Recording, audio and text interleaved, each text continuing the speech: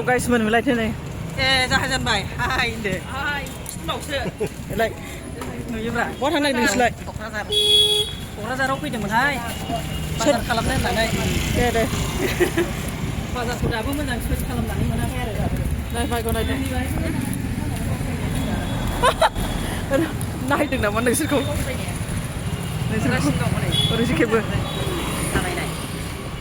này bảy trên mà lại bảy đi photograph không biết sao lá ô thôi bây thay já cho tôi nghỉ bên này đi liệu sức này mày đi làm mày hết đi chứ không tên này cho mà lại cho mình lấy ra được bay nè đây phải đi cái sẽ đi theo bài không phải thế với lại với này sih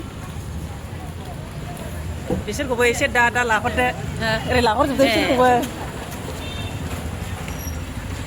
Hai, ikut sih kau. Apa kau kerja? Kau deh, kau sih kau sakral.